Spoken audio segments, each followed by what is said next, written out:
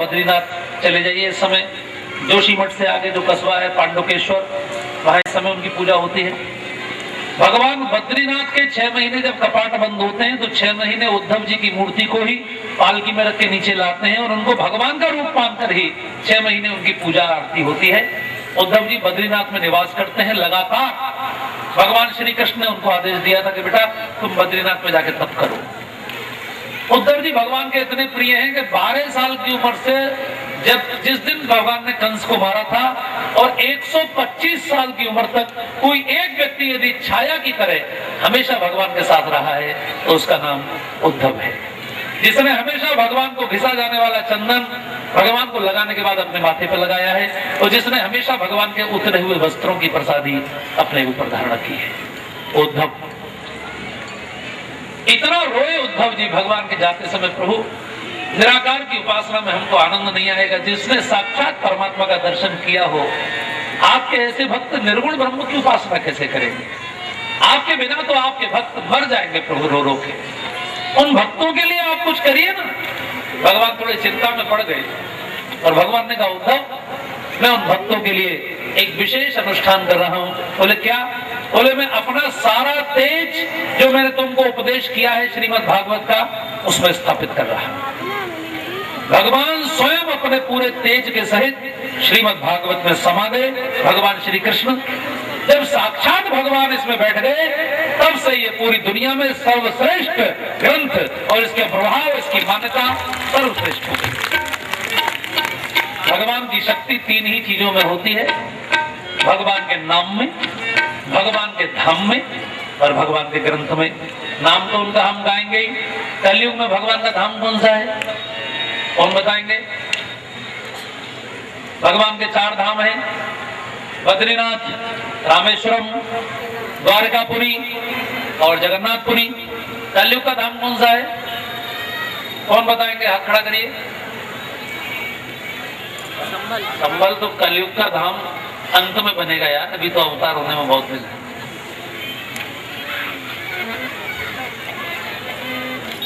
इधर आपने हाथ खड़ा किया?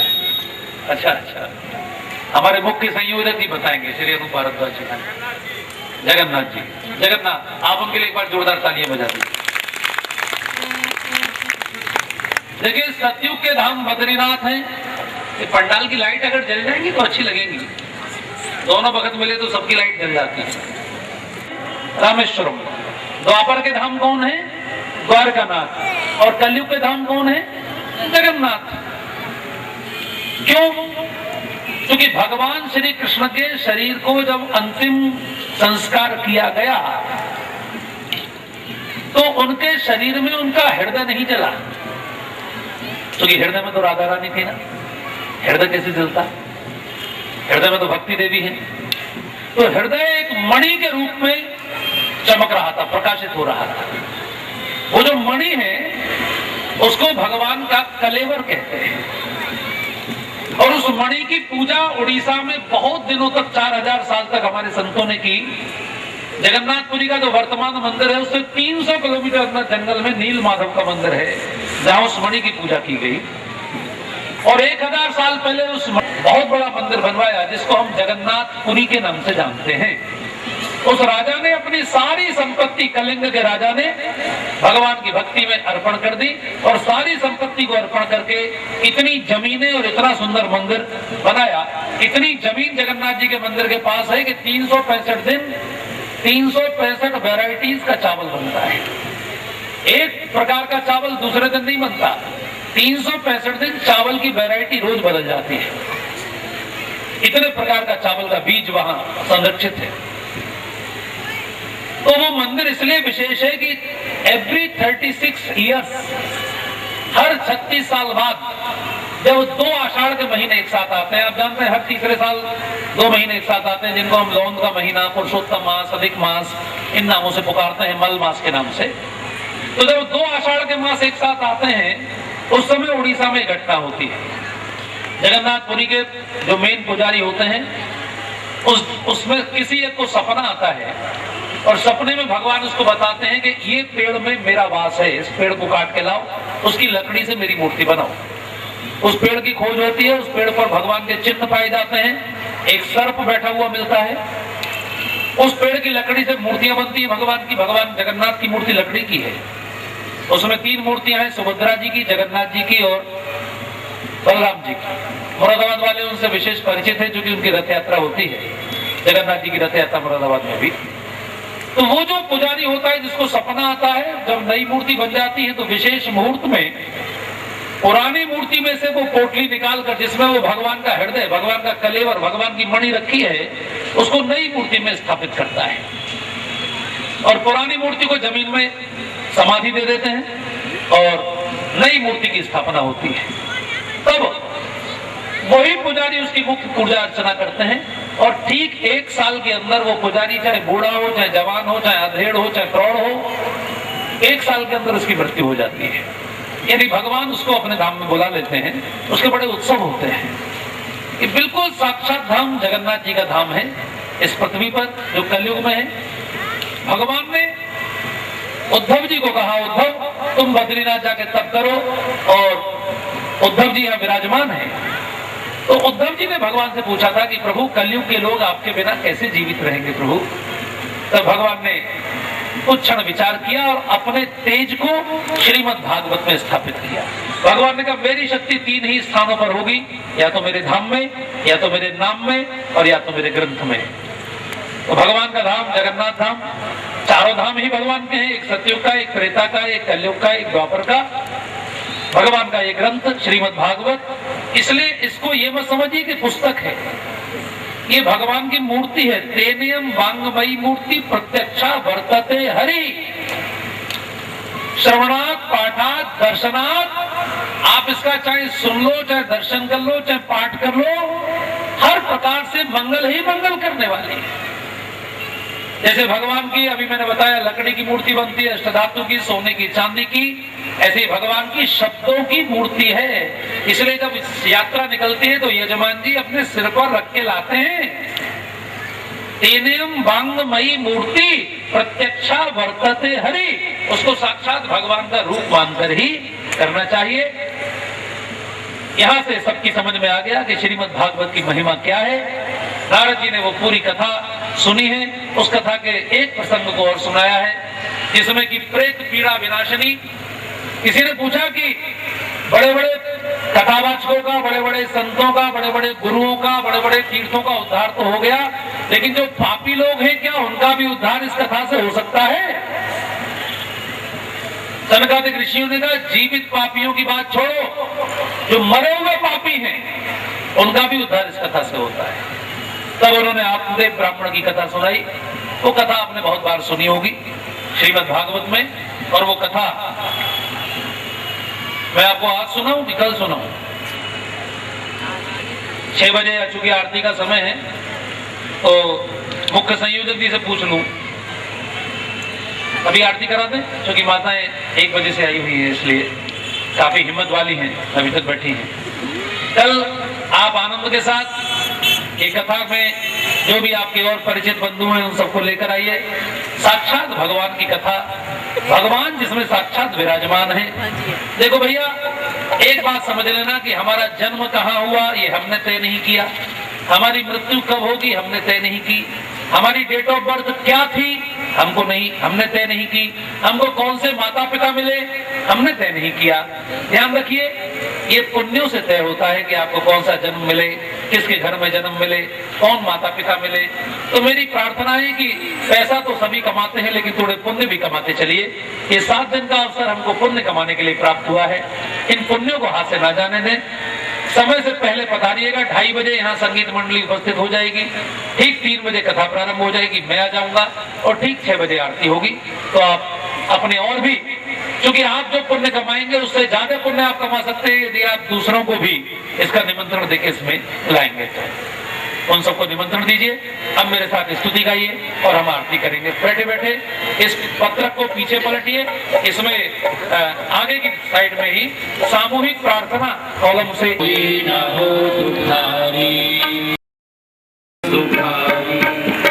सुखी बसे संसार सब दुखिया नहीं रखो। हरे राम हरे राम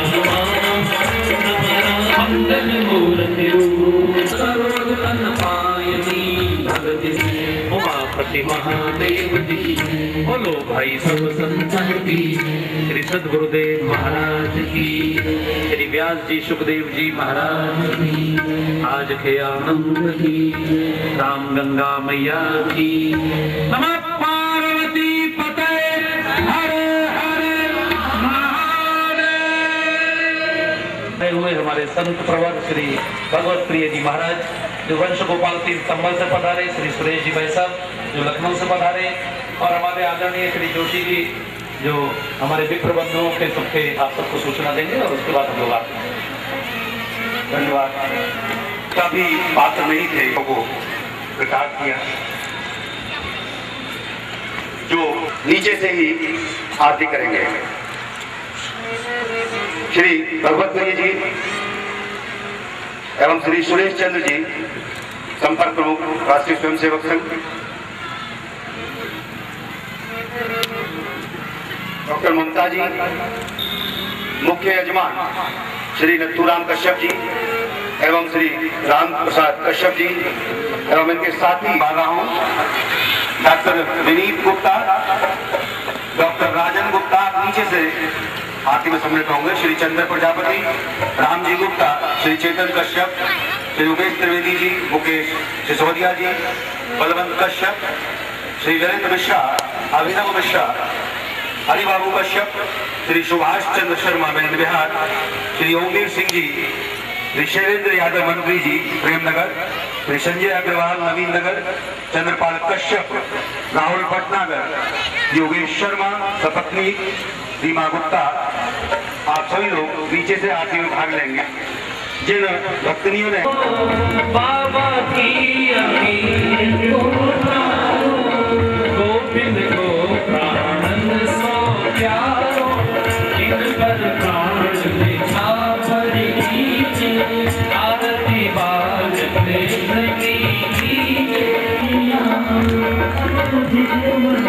लेत बलैया अपनो सर्वस श्री राधा बलपूर कन्हैया, देखत ही मन लेत बलैया, ये सविने जन में भर लीजे, आरती हार कृष्ण की, जन्म सुफल कर लीजे, तो तरी बोलन मधुर सुहावे, सखन मंद के सुख पावे, कोई सुखती जो इनको ध्यावे, अब इनको अपनों कर लीजे, आरती हार कृष्ण की, अपनों जन्म सफल कर लीजे, आरती हार भागवत जी की, संसार सारं मुझे रहा, सदा वसंतम हृदयानंदी, भवं भवानी प्रेतम नमामि, तमेव माता पिता त्वमेव, त्वमेव बन्धुः सखा त्वमेव, त्वमेव वेद्या सर्वं त्वमेव, त्वमेव सर्वं मम देव देव, त्वमेव सर्वं मम देव। शांति शांति शांति भवतु।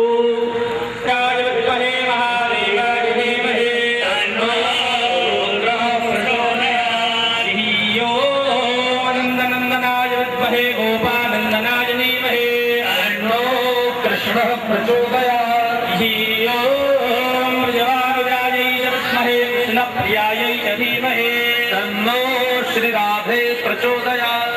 शोमन सुगंधित सुमनसः, शोमन सुगंधित शुभा, पुष्पांजलि अर्पित करो, देव करो स्वीकार। हरि श्याम का भजन वैष्णव देव धन्यवाद, गुरुदेव राधा कृष्णा भजन प्रार्थना पुष्पांजलि। महाराज जी से व्यक्तिगत रूप से भेंट करनी है, तो हमारे कल से एक बार सब जोरदार जोरदार जयकारा लगाएंगे। धर्म की अधर्म का प्राणियों में विश्व पार्वती पते, हर हर महादेव। जो पॉलीथिन नेत्र से कहीं न डालें, पॉलीथिन जो आप लोग को पादुकाओं के लिए प्रदान की गई है उसे द्वार पर रखे पात्र में ही डालें, अन्यत्र उसे कहीं न डालें। कल से 2:30 बजे से पुनः श्रीमद् भागवत कथा की अमृत वर्षा होगी और कल से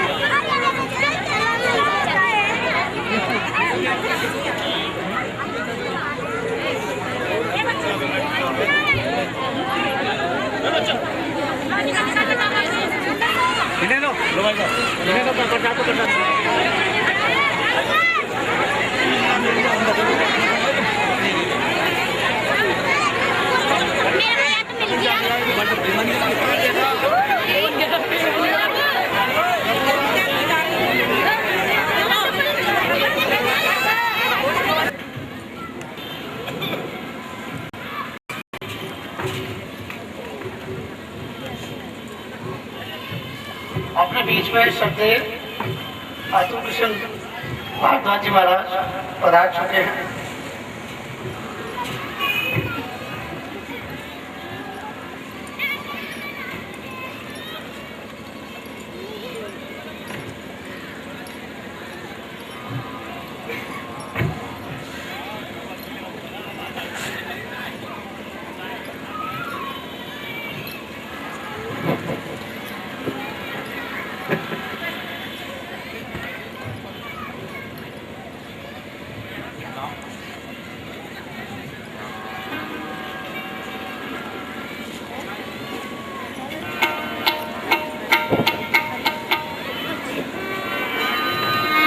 आज पंडित विनीत कुमार शर्मा जी से मेरा निवेदन है, कृपया महाराज श्री जी का स्वागत करें।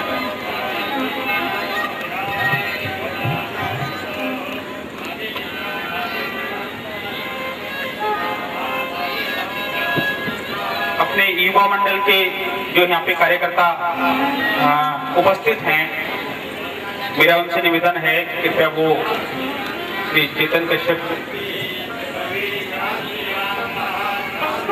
श्री चेतन कश्यप जी, बलवंत कश्यप जी, हरि बाबू कश्यप जी, इनसे मेरा निवेदन है कृपया वो महाराज श्री जी का स्वागत करें।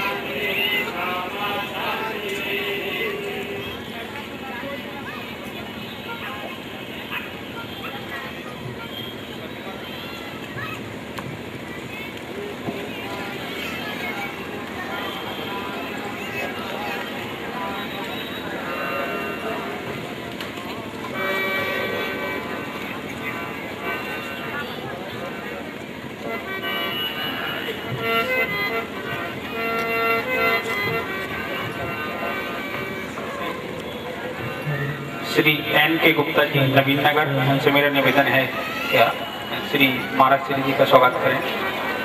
श्री एन के गुप्ता, नवीन नगर।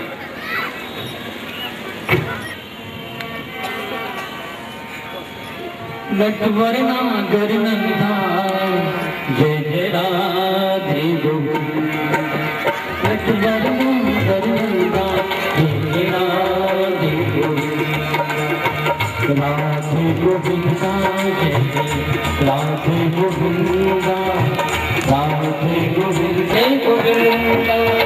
राधे